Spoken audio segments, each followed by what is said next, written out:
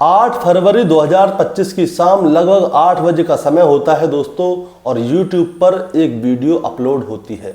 यहाँ पर क्या होता है दोस्तों, इस वीडियो में बहुत सारे कंटेस्टेंट आते हैं, अपना परफॉर्मेंस देते हैं, उसके बाद जो जजेस हैं उनको नंबर देते हैं और जो भी उनसे वार्तालाप करते हैं वो सारी बातें होती हैं।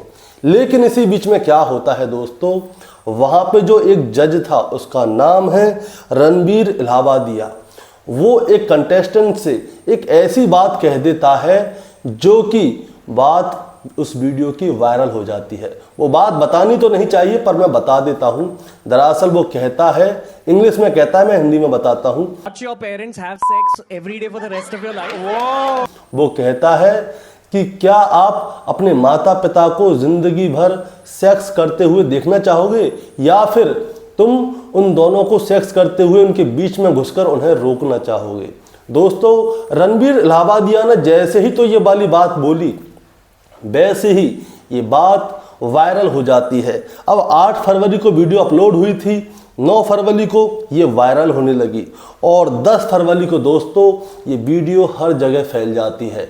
अब क्या होता है, अब जैसे ही ये वीडियो हर जगह फैलती है तो चाहे पक्ष हो चाहे विपक्ष हो, हर तरफ से, चाहे नेता हो चाहे श्रोता हो चाहे कोई भी हो, सभी लोग रणबीर इलाहाबादिया के लिए आक्रोश करने लगे, यानी कि उनके ऊपर गुस्सा करने लगे कि इतना जाना माना चेहरा आखिर ऐसी बात कैसे कर सकता है। दोस्तों, आज की कहानी से हम यही जानना चाहेंगे कि आखिर उस शो में ऐसा क्या हुआ और उस शो में आखिर ऐसा क्या होता है कि जिसकी वजह से अचानक से ये कंट्रोवर्सी फैल गई। दोस्तों, कहानी शुरू करूंगा उससे पहले मैं बस आपसे यही कहना चाहूँगा कि अगर आप मेरे चैनल पर नए हैं तो चैनल को सब्सक्राइब कर दीजिएगा, ताकि रोजाना शाम को 8 बजे मैं आपके लिए एक सच्ची घटना की कहानी लेकर आ सकूँ। नमस्कार दोस्तों, मैं गौरव शर्मा और आप देख रहे हैं गौरव शर्मा सफ़र। दोस्तों, आज की जो सच्ची घटना शुरू होती है, ये सच्ची घटना शुरू होती है महाराष्ट्र की राजधानी मुंबई से। और महाराष्ट्र की राजधानी मुंबई में ही एक खार करके जगह है, वहीं पे एक स्टूडियो है जिसमें क्या होता है दोस्तों, यहाँ के जो संचालक हैं वो है समय रैना, जो कि डार्क कॉमेडी करते हैं। आप शायद जानते होंगे, ज़्यादातर लोग जानते भी हैं। तो उन्होंने क्या किया, एक शो शुरू किया वहाँ पे, और शो का नाम रखा द इंडियाज गॉट लेटेंट। और वो शो क्यों चालू किया दोस्तों, मैं आपको ये भी बताना चाहूँगा। दरअसल होता क्या है, हमारे देश में क्या है, गांव में शहर में हर जगह पे लोगों के अंदर प्रतिभाएं छुपी हुई हैं। तो समय रैना ने सोचा कि ये प्रतिभा को क्यों ना निखारा जाए, हर किसी को इस शो में मौका दिया जाए और उसके बाद उसकी उस वीडियो को अपलोड कर दिया जाए, ताकि उस आदमी को नाम मिल सके जो कि प्रतिभाशाली आदमी है। तो इसके बाद क्या होता है दोस्तों, समय रैना ने एक इंडियाज गॉट लेटेंट नाम से एक शो बनाया। उसमें लोग जो है पार्टिसिपेंट करते हैं और जो भी उनके अंदर का हुनर होता है वो सारा हुनर वहाँ पे दिखाते हैं। उसके बाद में जजेस उनको नंबर देते हैं, जो कंटेस्टेंट है वो अपना नंबर उससे मैच करता है, जिसका नंबर मैच हो जाता है वो जीत जाता है। लेकिन दोस्तों, इस शो में लोग अपना टैलेंट तो दिखा रहे थे, लेकिन इन लोगों ने क्या कर दिया, यहाँ पे भद्दे भद्दे मजाक करना शुरू कर दिया, भद्दी भद्दी बातें करना शुरू कर दिया। अब इसी बीच क्या होता है दोस्तों, समय रैना का एक YouTube चैनल है समय रैना करके, वहीं पे ये ब्रॉडकास्ट होता है। अब इसमें क्या होता है, 8 फरवरी 2025 की शाम को ये जो वीडियो है अपलोड होती है इस शो की। लेकिन ये अपलोड हुई वीडियो हर किसी को नहीं दिखाई देती। ये वीडियो सिर्फ उन्हीं को दिखाई देती है जिन्होंने इस चैनल की मेंबरशिप ली हुई होती है, या फिर जिन्होंने इस चैनल का सब्सक्रिप्शन लिया होता है। अब मैं आपको बताना चाहूँगा, इनके सब्सक्राइबर 7 मिलियन से ज़्यादा हैं। अब क्या होता है, 8 फरवरी 2025 को ये वीडियो हो जाती है अपलोड। और इस वीडियो में क्या होता है दोस्तों, मैं आपको पूरी कहानी सुनाता हूँ। इस वीडियो में जो इस दिन के जजेस थे, यहाँ पे क्या होता है, समय रैना जो YouTube के जाने माने चेहरे होते हैं, कभी बादशाह भी हुआ, यहाँ तक कि उन्होंने बादशाह सबको बुलाते हैं, बड़े बड़े लोगों को बुलाते हैं यहाँ पे जजेस बना के, और उनके सामने मजाक मस्ती होती है। अब 8 फरवरी वाले शो में कौन कौन आया था मैं आपको बताना चाहूँगा। इसमें जसप्रीत सिंह था, आशीष चिंचलानी था, अपूर्वा मखीजा थी, समय रैना था और एक रणबीर इलाहाबादिया था। अब क्या होता है दोस्तों, यहाँ पे शो चल रहा होता है। अब शो जब चल रहा था तो इसी बीच में एक कंटेस्टेंट आता है और उससे जो रणबीर इलाहाबादिया है वो एक ऐसी बात कह देता है जो कि वायरल हो जाती है। क्योंकि दोस्तों रणवीर इलाहाबादिया जो है कोई छोटा मोटा शख्स नहीं है, कोई छोटा मोटा नाम नहीं है। इनके भी यूट्यूब पे 7 चैनल हैं। इनके बारे में मैं भी आपको पूरी जानकारी दूंगा। दरअसल जो रणवीर इलाहाबादिया है, जो सामने खड़ा हुआ शख्स है, उससे कहता है कि अगर तुम्हें मौका मिले तो तुम क्या करोगे? क्या तुम अपनी माता पिता को पूरी रात सेक्स करते हुए देखना चाहोगे, या फिर जब वो सेक्स कर रहे हो तो तुम उनके बीच में जाकर उन्हें रोकोगे? अब क्या होता है दोस्तों, ये सारी बातें हो गई। यहाँ पे एक लड़की ने भी बहुत भद्दी बात कही थी, वो बहुत ज़्यादा भद्दी है, इसलिए उसको मैं चैनल पे नहीं बोल सकता। अब क्या होता है, ये जो है शो हो जाता है, पूरा वीडियो बन जाती है, शो की एडिटिंग सारी चीज़ हो जाती है। जब रणवीर इलाहाबादिया ये वाली बात उस लड़के से कर रहा था, सामने वाले से, तो समय रैना जो है, शो का मालिक जो है, वो उसे रोकने की कोशिश भी कर रहा था, लेकिन उसने उसे रोका नहीं। और इसके बाद जो रणवीर इलाहाबादिया है, वो उस लड़के से ये वाली बात कहकर जोर जोर से ठहाके लगा लगा के हंस रहा था।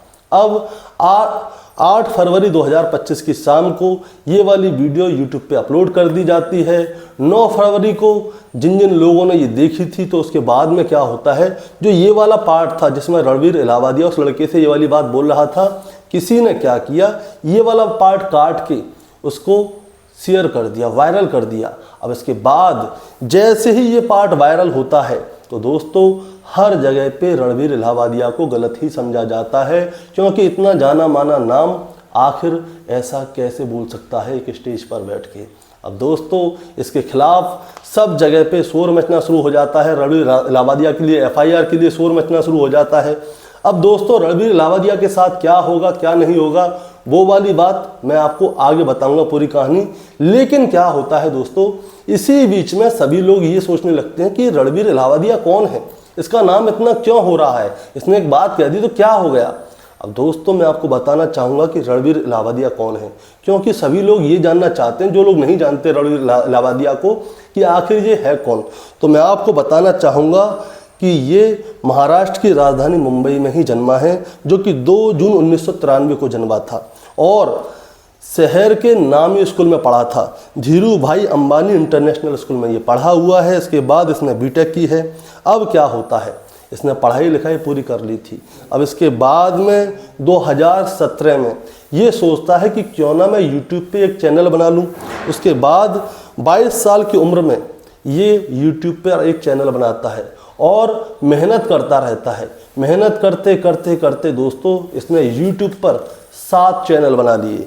उसका 7 चैनल बना लिए और 7 चैनल बहुत ज़्यादा अच्छे चलते हैं, जिनमें कि इसके चैनल का एक का नाम है TRS रणवीर इलाहाबादिया।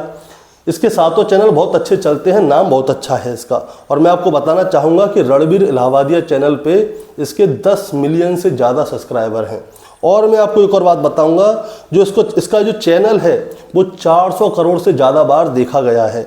और इसकी जो सारे सोशल मीडियाओं पे से जितनी इनकम है, कमाई कितनी है, मैं आपको ये भी बताऊंगा। इसकी सारे social media, YouTube, Instagram, Facebook, इन सभी सोशल मीडिया से इसकी कमाई जो है वो 35 लाख रुपए महीने के आसपास है। और जो इसकी नेट वर्थ है वो है 58 करोड़ रुपए। दोस्तों अब आप ही देखिए, ये 35 लाख रुपए महीने सोशल मीडिया से कमा रहा है, 58 करोड़ रुपए की इसकी नेट वर्थ है, और 10 मिलियन से ज़्यादा एक ही चैनल पे इसके सब्सक्राइबर हैं, यानी कि 1 करोड़ से ज़्यादा एक ही चैनल पे इसके फॉलोअर्स हैं। और ये एक जाना माना नाम है। अब मैं आपको एक और बात बताना चाहूँगा। बात ये है, ये क्या करता है, इसका एक चैनल जो है रणवीर इलाहाबादिया, उस पर ये ब्रॉडकास्ट करता है। और ब्रॉडकास्ट में ये देश की जानी मानी हस्तियों को बुलाता है। और जो बॉलीवुड है, बॉलीवुड के भी इसके यहाँ पे बहुत सारे हीरो हैं, चाहे अजय देवगन हो, चाहे कृति सेन हो, बहुत सारे हीरो हैं, लाइन लगा के हैं दोस्तों, जो इसके चैनल पे आके ब्रॉडकास्ट करते हैं, जो कि अपने मन की बात इसे बताते हैं और लोग ये जानना भी चाहते हैं। अब मैं आपको एक और बात बताना चाहूँगा, ये तो हो गए हीरो। अब इसके बाद में क्या होता है, विकास दिव्य कीर्ति, वो भी इसके यहाँ पे पॉडकास्ट में आए हैं। चित्रलेखा जो कि कथावाचक हैं, वो भी इनके यहाँ पे आई हैं। ध्रुव राठी, बहुत सारे लोग फॉलो करते हैं, ध्रुव राठी का भी इन्होंने अपने यहाँ पे पॉडकास्ट किया है, इंटरव्यू लिया है। और बताता हूँ, कुमार विश्वास जो कि देश के जाने माने कवि हैं, वो भी इनके यहाँ पर आए हैं। अब देखिए दोस्तों, ये हीरो हो गए, कथावाचक वगैरह हो गए, ये चीज़ हो गई। अब मैं आपको एक और नाम बताता हूँ जो कि देश के विदेश मंत्री हैं, एस जयशंकर, जो कि अभी कुछ ही दिनों पहले इनका नाम बहुत हुआ था कि अमेरिका से बहुत सारे लोगों को हथकड़ी बांध के, पैरों में बेड़ियाँ बांध के भेजा था, तो इन्होंने एक्शन लिया था। एस जयशंकर जो हैं हमारे देश के विदेश मंत्री हैं, वो भी इनके यहाँ पर आए हैं। स्मृति ईरानी जो कि बीजेपी की सरकार में हैं, पहले मंत्री भी रही थीं और उससे पहले टीवी चैनल पे सीरियल में काम भी किया करती थीं, स्मृति ईरानी भी इनके यहाँ पे आई हैं। और इसी तरह से ना जाने कितने सारे लोग इनके यहाँ पे ब्रॉडकास्ट में आए हैं, नामी नामी लोग दोस्तों, जो लोग आप सोच भी नहीं सकते। अब क्या होता है दोस्तों, मैं आपको एक और बात बताता हूँ। मार्च 2024 में दिल्ली में एक प्रोग्राम चल रहा था जहाँ पर कि सारे नामी यूट्यूबर्स को बुलाया गया था और स्टेज के ऊपर पीएम नरेंद्र मोदी खड़े हुए थे और पीएम नरेंद्र मोदी जो हैं रणबीर इलाहाबादी को अवार्ड देने के लिए आए थे। अब क्या होता है दोस्तों, रणबीर इलाहाबादी कहता है कि सर, मेरा एक छोटा सा सपना है कि मैं आपको अपने ब्रॉडकास्ट पे बुलाऊं और आपका एक इंटरव्यू लूं। दोस्तों आप देखिए, जिसे पीएम नरेंद्र मोदी ने खुद अवार्ड दिया है, वो आदमी ऐसी बात कर सकता है। और यहाँ पे जो पीएम नरेंद्र मोदी ने इसको अवार्ड दिया था, उसका नाम था नेशनल क्रिएटर अवार्ड। अब दोस्तों आप जान सकते, अब आप खुद ही सोच सकते हैं कि आखिर रणबीर इलाहाबादी जो है वो कितना नामी आदमी है, कितना बड़ा आदमी है। लेकिन उसने क्या किया, उसने अपनी लुटिया खुद ही डुबो ली। अब मैं आपको बताना चाहूँगा, ये सारी बातें जब हो गई तो देश के एक मशहूर राइटर हैं नीलेश मिश्रा, उन्होंने एक्स पे अपनी तरफ से रणबीर इलाहाबादी के ऊपर एक्शन लेने की बात कही है। और एक और राइटर हैं और संगीतकार भी हैं जिनका नाम है मनोज मुंतशिर, जो कि फिल्मों को भी लिखते हैं, आप जानते होंगे, नामी आदमी हैं। उन्होंने कहा है कि देश में फ्रीडम ऑफ स्पीच की हमें परमिशन है, लेकिन इसका मतलब ये नहीं है कि कहीं पे आकर कुछ भी बोल के चले जाओ, इसके ऊपर एक्शन होना चाहिए। दोस्तों आपका क्या कहना है, इसके ऊपर एक्शन होना चाहिए या नहीं?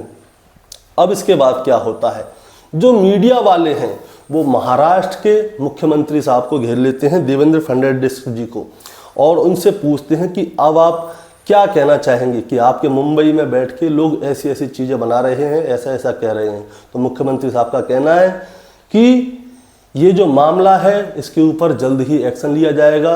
किसी को भी फ्रीडम ऑफ स्पीच की परमिशन है, इसका मतलब नहीं है कि कोई भी किसी के साथ कोई भी शब्द कह सके। दोस्तों ये सारी चीज़ें तो हो ही रही थी, तभी एक जाने माने वकील हैं, उन्होंने सीधे ही मुंबई के कमिश्नर साहब के पास एक रिपोर्ट भेजी है और उसमें कहा है कि रणबीर इलाहाबादी और समय रैना, इन दोनों के ऊपर एक्शन होना चाहिए। क्योंकि ये जो शो है समय रैना का है, जहाँ पर ये वाली बात कही जा रही थी, वहाँ पे जितने भी जजेस बैठे थे वो सब वहाँ पे बैठे थे और इस चीज़ के जो थे दर्शक थे कि उनके सामने ये सारी चीज़ें हो रही हैं, लेकिन कोई कुछ बोल नहीं रहा। साथ में जितने भी वहाँ पे जनसंख्या में लोग बैठे हुए थे, जो दर्शक थे, वो भी जोर जोर से तालियां बजा रहे थे अगर किसी से ऐसी बात कही जा रही थी। तो उनका कहना ये है कि सिर्फ रणबीर इलाहाबादी ही नहीं बल्कि इन सभी के ऊपर एक्शन होना चाहिए जितने भी लोग वहाँ पर बैठे थे। अब इसके बाद क्या होता है दोस्तों, मुंबई की पुलिस खार में जाती है, वहीं पे जो स्टूडियो है वहाँ पे जाके जांच पड़ताल करती है और अब कहा जा रहा है कि रणबीर इलाहाबादी और समय रैना, इन दोनों के ऊपर FIR दर्ज की जाएगी। अब मैं आपको एक और बात बताना चाहता हूं कि जो FIR अगर दर्ज की गई तो IPC की धाराओं के अकॉर्डिंग इनको क्या सज़ा मिल सकती है। IPC की धाराओं के अकॉर्डिंग इन लोगों को 3 साल की सज़ा या फिर 5 लाख रुपए का जुर्माना देना होगा, या फिर जज जो होते हैं कोर्ट के, उनके हाथ में इतनी शक्ति होती है, वो या तो 3 साल की सज़ा या 5 लाख रुपए जुर्माना, या फिर ये दोनों ही इनके ऊपर दे सकते हैं कि सज़ा भी होगी और 5 लाख रुपए जुर्माना भी देना पड़ेगा। अब दोस्तों क्या होगा क्या नहीं होगा, ये सारी चीज़ें पता चलेंगी समय के साथ, समय रैना के साथ नहीं, वक्त के साथ। और एक और बात, इस कहानी को सुनाने का मतलब आपको परेशान करना या विचलित करना बिल्कुल भी नहीं है, बस आपको बताना है और जताना है। बताना ये है कि जब आप बहुत बड़ी गद्दी पर बैठते हैं, जब आपका नाम हो जाता है, 1 करोड़ से ज़्यादा लोग आपको फॉलो कर रहे हैं, लोग आपकी देख रहे हैं कि आपके पास कितने बड़े बड़े लोग आ रहे हैं, अपना इंटरव्यू दे रहे हैं, और तब आकर आप कोई ऐसी छोटी हरकत कर दो, वो सही नहीं रहता। और दोस्तों इसीलिए कहा जाता है कि पहले तोलिए फिर बोलिए, क्योंकि जब आपको लोग फॉलो कर रहे हैं तो आपको सोच समझ के बोलना चाहिए। अब इसके बाद क्या होता है दोस्तों, मैं आपको ये भी बताऊंगा कि जब रणबीर इलाहाबादी को ये लगा कि उसका नाम उछला जा रहा है और उसके खिलाफ FIR भी होगी और बहुत सारी चीज़ें होंगी, तो रणबीर इलाहाबादी क्या करता है, एक वीडियो बनाता है और उसमें लोगों की मन रखने के लिए एक इंटरव्यू देता है। उसमें कहता है कि जो भैया देखो, मेरे को पता नहीं थी, मुझे नहीं लगता था ऐसा हो जाएगा, इसलिए मैं माफ़ी मांग रहा हूँ। अब जब वो माफ़ी मांग रहा था तो उसकी बोलने की टोन जो थी थोड़ी ऐसी लग रही थी कि वो अकड़ में है। अब उसकी अकड़ टूटेगी और देखेंगे कि आखिर होता क्या है। दोस्तों आपका क्या कहना है इस कहानी के बारे में, आप ज़रा हमें कमेंट में बताएं। चैनल पे नए हैं तो सब्सक्राइब करके जाएं, ताकि रोज़ाना शाम को 8 बजे मैं आपके लिए एक सच्ची घटना की कहानी लेकर आ सकूं। नमस्कार।